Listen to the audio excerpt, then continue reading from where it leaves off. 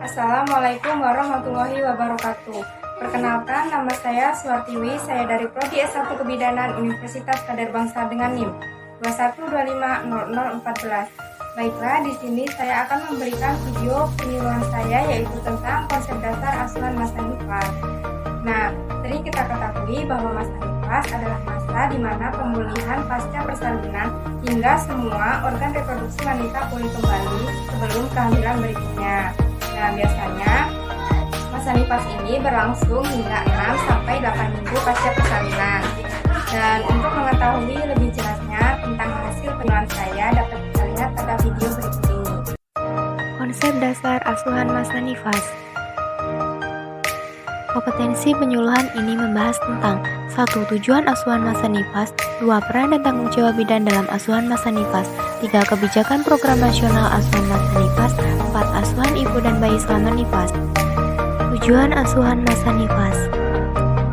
Tujuan umum asuhan masa nifas yaitu membantu ibu dan pasangannya selama masa transisi awal mengasuh anak. Tujuan khususnya yang pertama, menjaga kesehatan ibu dan bayinya baik fisik maupun psikologis. Yang kedua, melaksanakan screening secara komprehensif, deteksi dini, mengobati atau merujuk bila terjadi komplikasi pada ibu maupun bayi. Tiga, memberikan pendidikan kesehatan tentang perawatan kesehatan diri, nutrisi, AD, cara dan manfaat menyusui, pemberian imunisasi serta perawatan bayi sehari-hari. 4. Memberikan pelayanan keluarga berencana. 5. Mendapatkan kesehatan emosi. Peran dan tanggung jawab bidan dalam masa nifas. Memberikan dukungan secara berkesinambungan selama masa nifas sesuai dengan kebutuhan ibu untuk mengurangi ketegangan fisik dan psikologis selama masa nifas. Sebagai promotor hubungan antara ibu dan bayi serta keluarga, membuat kebijakan perencanaan program kesehatan yang berkaitan ibu dan anak dan mampu melakukan kegiatan administrasi. Mendeteksi komplikasi dan perlunya rujukan. Tahapan masa nifas dibagi menjadi 3. Yang pertama, puerperium dini, yang kedua, puerperium intermedial, yang ketiga, remote puerperium. Yang pertama, puerperium dini, yaitu suatu masa kepulihan di mana ibu diperbolehkan untuk berdiri dan berjalan-jalan. Dalam agama Islam dianggap telah bersih dan boleh bekerja setelah 40 hari. Yang kedua, puerperium intermedial, yaitu suatu masa di mana kepulihan dari organ-organ reproduksi selama kurang lebih 6-8 minggu. Yang ketiga, remote puerperium, yaitu waktu yang diperlukan untuk pulih dan sehat kembali dalam keadaan sempurna, terutama ibu bila ibu selama hamil atau persalinan mengalami komplikasi. Program nasional dan kebijakan teknis. Program nasional dan kebijakan teknis pada masa nifas yaitu paling sedikit 4 kali melakukan kunjungan dengan tujuan. Yang pertama, menilai kondisi kesehatan ibu dan bayi. Yang kedua, melakukan pencegahan terhadap kemungkinan-kemungkinan adanya gangguan kesehatan ibu nifas dan bayinya. Yang ketiga, mendeteksi adanya komplikasi atau masalah yang terjadi pada masa nifas. Yang keempat, menangani komplikasi atau masalah yang timbul dan mengganggu kesehatan ibu nifas maupun bayinya. Kunjungan 1-6-8 jam postpartum. Yang pertama, memberikan konseling pada ibu dan keluarga tentang cara mencegah pendarahan. 2. Mendeteksi dan perawatan penyebab lain pendarahan. 3. Pemberian ASI awal. 4. Menjaga bayi tetap sehat melalui pencegahan hipotermi. 5. Mengajarkan cara mempererat hubungan antara ibu dan bayi baru lahir.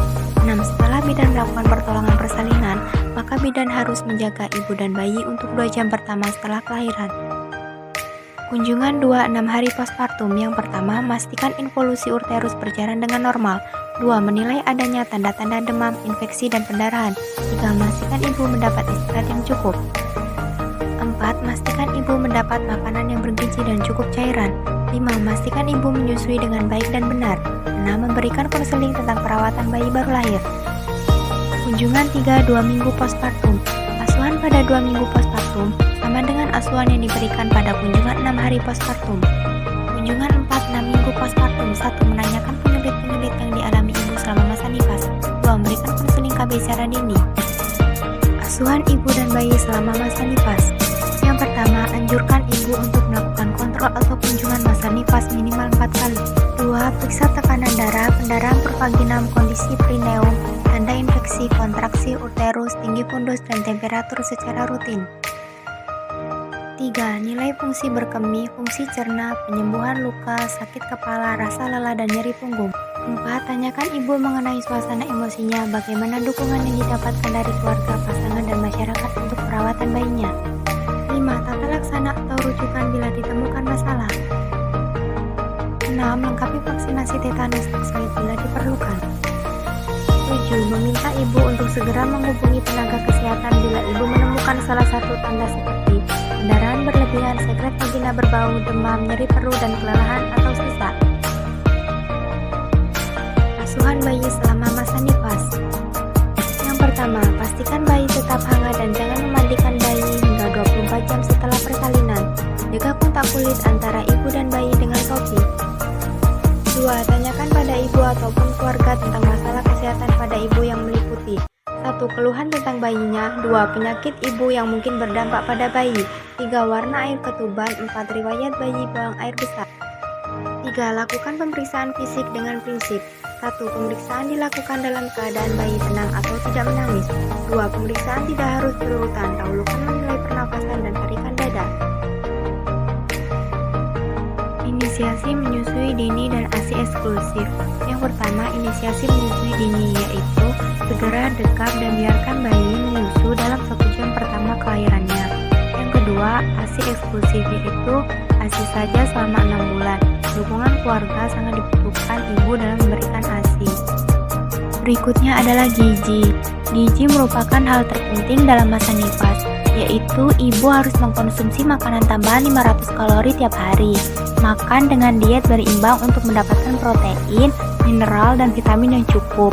Minum sedikitnya 3 liter air setiap hari, atau anjurkan ibu minum setiap kali menyusui.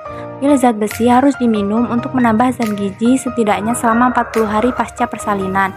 Minum kapsul vitamin A atau 200.000 unit agar bisa memberikan vitamin A kepada bayinya melalui ASI.